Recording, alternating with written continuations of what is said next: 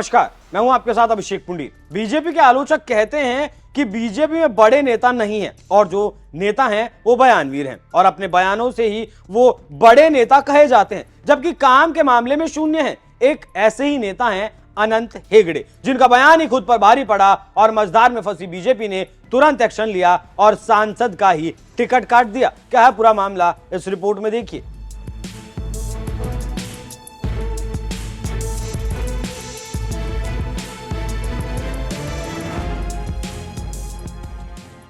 जब बीजेपी चुनाव समिति की पहली बैठक हुई तो 195 उम्मीदवारों के नाम का ऐलान किया गया, लेकिन राजनीतिक विश्लेषकों ने 195 की लिस्ट में दो नाम उन्हें चौंकाने वाले मिले और वो नाम थे रमेश बिधूड़ी दिल्ली दक्षिण से, जिनका टिकट कटा, और दूसरी थी प्रज्ञा ठाकुर। और इनको इसलिए टिकट काटा गया इनका कि ये दोनों बहुत बड़ बोले थे और इनके बयान भी इनको ले डूबे।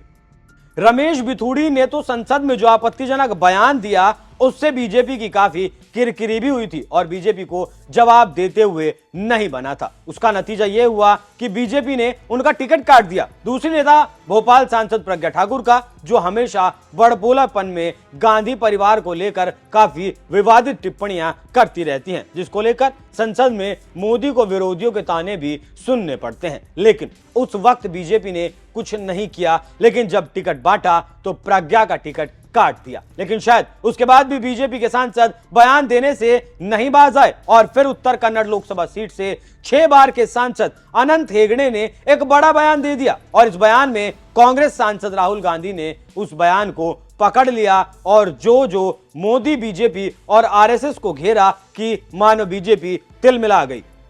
लेकिन राहुल के बाण से घायल मोदी ने अपने सांसद महोदय को सबक सिखा दिया। जी हां, लोकसभा चुनाव 2024 के लिए बीजेपी ने अपने उम्मीदवारों की 5वीं सूची जारी की, जिसमें बयान की वजह से अनंत कुमार हेगड़े का नाम नहीं था। बीजेपी ने ऐसा करते हुए न सिर्फ दक्षिण भारत के कर्नाटक से 6 बार के सांसद का टिकट काट दिया और बाकी सांसदों और नेताओं को संदेश दिया कि ज्यादा बड़बोलापन अच्छा नहीं है और अगर पार्टी लाइन से हटकर आगे बढ़े तो आप पर एक्शन लिया जा सकता है।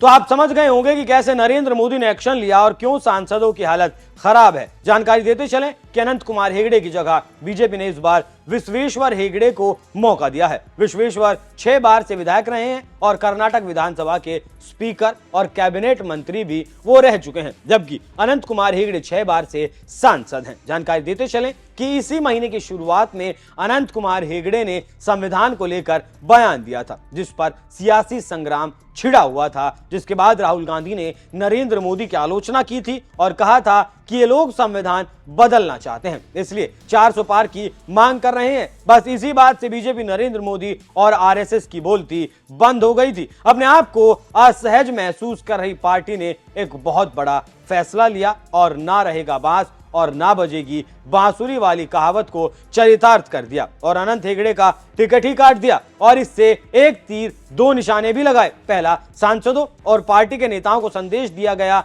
कि आप अपने बयान को सही तरीके से पेश करें, कहीं ज्यादा बोलने की वजह से पार्टी को मुश्किलों का सामना ना करना पड़ जाए। और दूसरा, अगर आपके बयान से पार्टी सफर करेगी तो पार्टी आप पर एक्शन लेगी और आपको सबक भी सिखाएगी। इसी का नतीजा रहा कि प्रवेश वर्मा, रमेश बिधूड़ी, प्रज्ञा ठाकुर एक और हेगड़े इसके शिकार भी हो गए। अब देखना होगा कि आगे बयान बहादुर अपनी जुबान पर लगाम लगाते हैं या इसी तरह का बयान देते हैं और पार्टी एक्शन लेती रहती है। आपका इस पूरी खबर पर क्या कुछ कहना है, अपनी राय हमें कमेंट कर जरूर बताइएगा। नमस्कार।